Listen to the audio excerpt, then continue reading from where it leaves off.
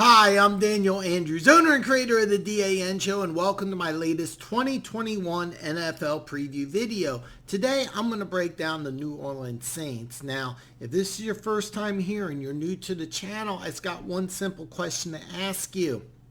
Do you like football? Because if so, you're in the right place. Go ahead, hit that subscribe button, and while you're at it, ring the bell. That way you can be notified every time I come out with a new video. If you've been here before, you already know the drill. You give me a thumbs up and you drop a comment below with your opinion. Ultimately, these videos are just conversation starters. I'm giving you my opinion, but I really want to hear from you. Here's how these videos work. I give you 3 things I like about the Saints, followed up by 3 things I don't like about the Saints, but stick around to the very end where I break down the Vegas over-under, and I reveal if I am going to put action down on the New Orleans Saints. So let's get this started with the 3 things I like about the New Orleans Saints. First thing I like about the Saints is that they're 8-1 over the last 2 seasons without Drew Brees playing. Now, usually when you lose a Hall of Fame caliber quarterback, a first ballot, one of the all-time greatest quarterbacks to ever play, usually this is a bad sign. But as you saw in the playoff loss against Tampa Bay, his skills really diminished. And it wasn't really a surprise when he announced his retirement. I mean, they knew this was pretty much going to be his last season. But one thing is that, again, when you lose a Hall of Fame quarterback, normally it's a bad thing. But the last 2 years are 8-1 without him. The second thing I like about the Saints is I like this defense. It's really hard not to look at the Saints as a offensive team, but last year they were 5th best in points per game, and they gave up the 4th fewest total yards. What I find really impressive is that you played Tom Brady twice, Matt Ryan twice, Aaron Rodgers and Patrick Mahomes, and you still gave up under 3,500 passing yards for the season. That's just amazing. But you're also very, very strong against run, 4th best total rushing yards and 4th best yards per carry, 3.9 yards a carry. Your defense was tied for 1st in interceptions with 18. You had 45 sacks, which was 8th best. I mean, there was really nothing that this defense didn't do extremely well last year. You had one of the best overall defenses in the National Football League. And the third thing I like about the Saints is you got Alvin Kamara. Alvin Kamara led this team in carries, rushing yards, and rushing touchdowns, receptions, and receiving yards. He was actually tied to be second on the team in receiving touchdowns, but Jared Cook, who was first, and Emmanuel Sanders, who he was tied with, moved on in free agency. So going into 2021, your leading receiver in receptions, yards, and touchdowns is Alvin Kamara. He scored 21 touchdowns and amassed 1,688 yards in 15 games. But what's really impressive is that he only did this on 270 touches. Your star running back, who's made 4 straight Pro Bowls and who is only 26, he doesn't have the wear and tear that a lot of other superstar running backs take with a lot of carries. See, his first 4 seasons, he's had 81, 81, 81, and then last year 83 receptions. In all 4 of these years, he's had under 200 carries. This ensures that he stays healthier, and he'll be a large part of the Saints offense for a very long time. It's not just that he's a great player and he has great statistics, but the Saints use him smartly so he'll be able to play for a long time and he'll be healthy for the playoffs. So just to recap the 3 things I like about the Saints, they're 8-1 without Drew Brees the last 2 years. I absolutely love this defense, and you have Alvin Kamara. Now, 3 things I don't like about the Saints. First thing I don't like about the Saints is the Michael Thomas situation. And I'm going to call it the situation because he got injured early in 2020, tried to play through the injury, and he wasn't himself. The Saints went in and have surgery after the season. He wanted to wait. Turned out to be that was the wrong move, and he needed to have surgery really late in the offseason, causing him to miss training camp, OTAs. He didn't communicate with the team, so the team wasn't really able to figure out what's going on. And then he also posted himself on social media saying Saints tried to damage his reputation.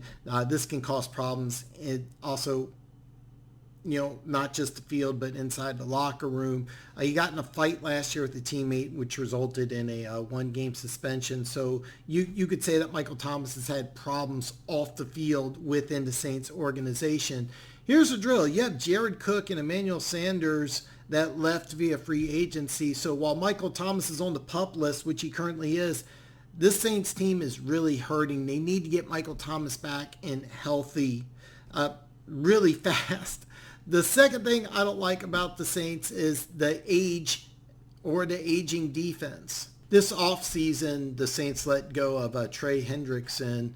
He was the team's leading sacker. He had 12 and a half sacks, and they let go of him in free agency, but they did keep Cameron Jordan. Now, this was purely salary cap reasons because it's a lot easier to get out of Jordan's contract after 2021 rather than 2020. However, you're keeping a 32-year-old pass rusher instead of your 26-year-old pass rusher who had 5 more sacks. Now, Jordan did go to the Pro Bowl. Hendrickson didn't, but the facts are 26-year-old pass rusher, 12 and a half sacks you let go. The 32-year-old pass rusher with 7 and a half sacks you kept. You also have Malcolm Jenkins, who turns 34 in December, and Demario Davis, who turns 33 in January. These three are very key players to your defense, and they were extremely productive in 2020, but the Saints lost a lot of players via free agency, so you have some aging players plus some free agent losses on the defensive side of the ball. Now, if these three players don't lose that much and they play up to the same level of play that they did in 2020, you're still going to have a really good team. However, this kind of goes hand in hand with the third thing I don't like about the Saints, and that is the window closed. The last 4 years, I thought the Saints had the best team in the NFC. In 2017, they lost with the Minneapolis Miracle, an absolute fluke play that almost never happens. Then you have the no pass interference call in 2018 versus the Rams in the NFC Championship game. In 2019, against the Vikings at home, you're a heavy favorite. And I remember watching this game and they just looked disinterested. And keep in mind, they were a 13-3 team playing a wild card game. And it really just looked like they were skipping the Vikings and just wanted to get into the next round of the playoffs.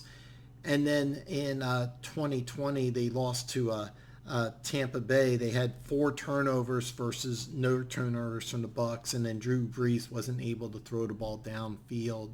And here's the thing: they beat the Tampa Bay Buccaneers Week 1, 34-23, and Week 9, 38-3. And I'm fully aware Tampa Bay did win the Super Bowl, but I really got the impression that if they played best out of 3 in the playoffs, I think the Saints win. Just bottom line, this was the best team in the NFC for 4 consecutive years, and the 4-time NFC South winner simply had things work against them in the playoffs, unusual circumstances that kept them out of a Super Bowl. This was the only NFL team last year that had a top 5 offense and defense in regards to points scored and points scored against.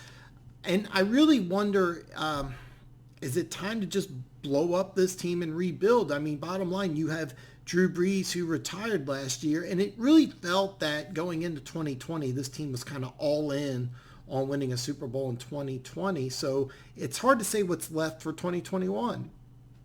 Just to recap the 3 things I don't like about the Saints. I don't like the Michael Thomas situation, injury, the aging defense, and I have to question, is the window of dominance. I mean, 4-time NFC South winner, 4 consecutive times weird playoff exits. So is the window closed?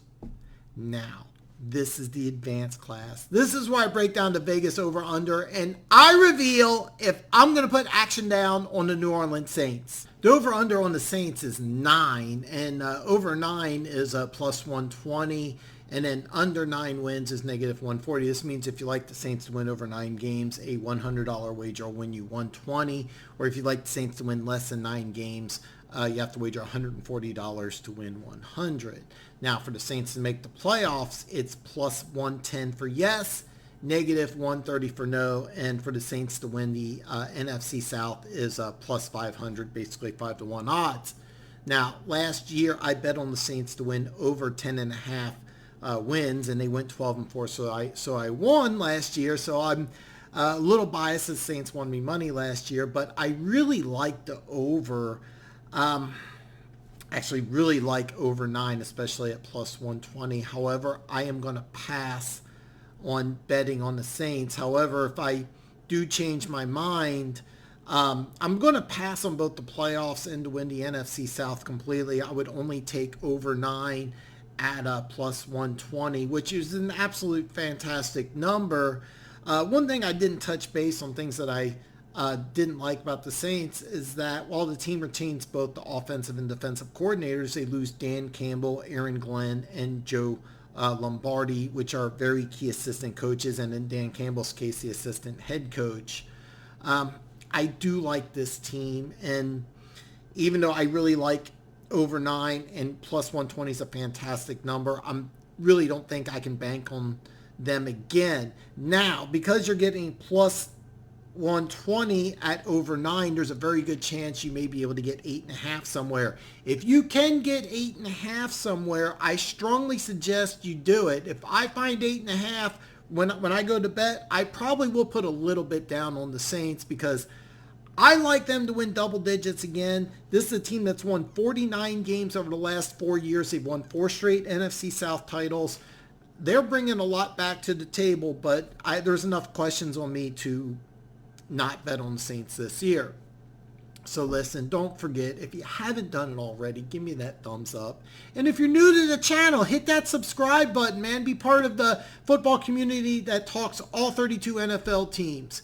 Now look, drop a comment below. And tomorrow, I'm going to break down the Green Bay Packers. So I will see you tomorrow.